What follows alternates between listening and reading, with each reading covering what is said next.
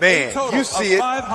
We're here, Champions of Change, celebrity basketball game, right here at Climate Players Arena. I am G. Scott, joined alongside the executive director of the Champions of Change organization, Mr. Bookie Gates. Bookie, grateful you could be here, brother. G, I'm happy to be here, man. So excited that you are tuning in and watching and listening to the Champions of Change All-Star basketball game. Obviously, you see some great basketball. So some are crying down there of laughter. Others are crying because it's just bad basketball. Bruh, I didn't see 6, 7, 8 air balls, bro, and that was in the first quarter. Right. Yeah, it was something.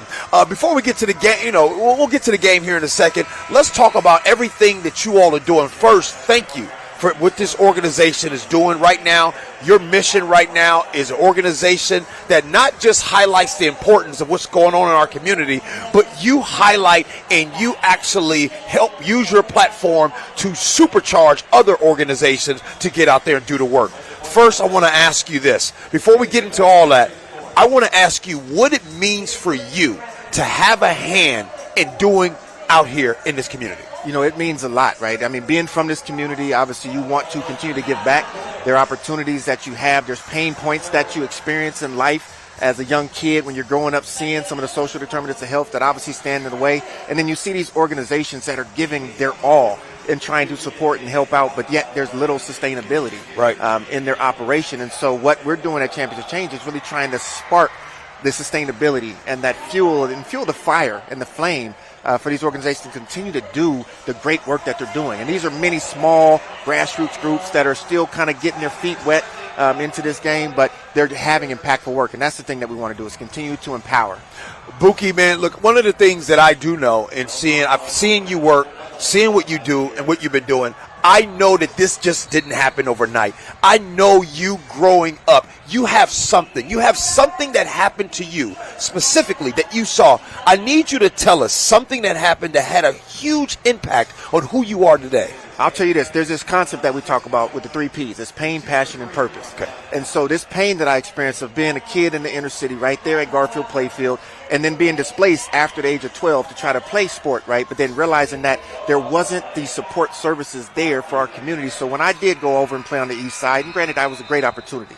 So I would say it gave me what I needed for that moment, but I still had to come home, G. And when I came home, it was a challenge, right? Because I was seeing my friends and my peers who were far better than me in this sport that I was playing, but they started falling victim, right? There was gang affiliation, gang violence, gun violence, firearm violence, all these things, drug, alcohol addiction, those mental health came factor. Those things really sparked this passion that I have for play and sports-based youth development, which also was like, no, we just need community development. And so that continued to fuel the passion and the power that we have now as Baseball Beyond Borders, but then also just being involved with Champions of Change. It was like when I saw and had the conversation with Cliff, with Mike, and with Doug, I knew that it was something that I can get involved in, and I wanted to be involved in. I love that. When I first heard about Bookie Gates and everything that you do, one of the things, your passion is baseball, right? Like, that's your thing, right? Yes. And that's one of the things. I grew up in Chicago. In Chicago, man, Jackie Robinson West, all that kind of, baseball was real, right? Yes. And what happened, right? Like, the 80s, it was a big deal. In the 90s, it was a big deal. And then all of a sudden, it dried up. Yeah. I know that you in this town are trying to bring that back. You're trying to get the inner city playing baseball again. What is the hurdle? What is the hurdle right now with baseball? You would say financial, right? It's a cost. There's a cost associated with baseball, and not everybody has that direct access. And so when those resources are limited or they're very confined, that's where you're seeing guys go and people, girls and guys, go into different sports to participate. And so now we're really trying to just open up access, man, and giving kids opportunity to see that baseball is a viable vehicle. And it's really about just teaching you life lessons, right? Baseball is the only game you can have success even when you fail. Right. And so the concept of failure is not really something that most people can deal with, right, or cope with. But in baseball, that's all you're going to experience. I want to go back to something you said. You talked about the pain. And I want to slow it down for a second because I think anyone at home, maybe you know about this or maybe you don't. And what you talked about is you had an opportunity to go play on the east side. And then you were doing your thing. But then you would come back home. And Bookie, when you would come home and you would see your friends that had more talent than you, but maybe they didn't have the resources to be able to get in these sports. I want to talk about the families out here, the kids out here that don't have the ability, the resources to be able to be engaged in these after-school programs, and what that means when they don't have an opportunity. Why it's so important for these families and these kids to have access to do these things. You know, you hit it on the head right there. It's really about family dynamics. And I think we often look at the individual. So as much as I was looking at my peers, I had to look at the family dynamic, right? And how that parent may not have had the wherewithal or the knowledge or even the ability to want to give their kid the opportunity to go out there and experience play or just any sort of recreation or after-school activity.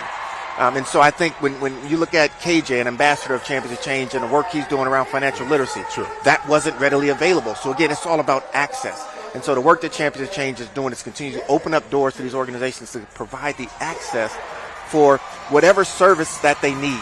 And that's important for us. Obviously, food security is big.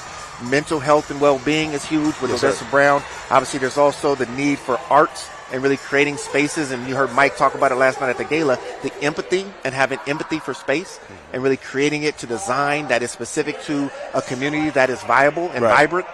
So those are the things that we're really just trying to elevate. Right. Well, look, if you're listening at home and you're watching this, understand what's going on. And what's going on is this is an organization that is grabbing others to help, to have access for everyone, for these young men and women to do that, to help these organizations, right, to empower them to do these things. There's a QR code that's right there that you can scan right there. And one of the most important things is that that's one thing about community, right? It's all of us. The one thing I respect about the Champions of Change and what Bookie Gates is doing, Mike Bennett, Cliff Averill, Doug Baldwin, these athletes, they didn't run, right? They didn't run. They're still here. They came. They won a Super Bowl here in this town. And you know what they decided to do?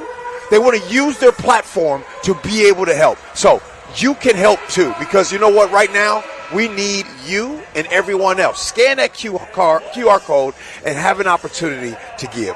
Really so grateful for you to join us. Bookie Gates, thank you for everything you do, man. Keep rocking. Keep rocking, brother. Thank you, G. We appreciate it. We just want to make sure that people know it's about trust-based philanthropy. And that's something that you don't see right now in the philanthropic space, but that is what Champions of Change is all about, and that's what we're looking to change the narrative around how we give and how we serve.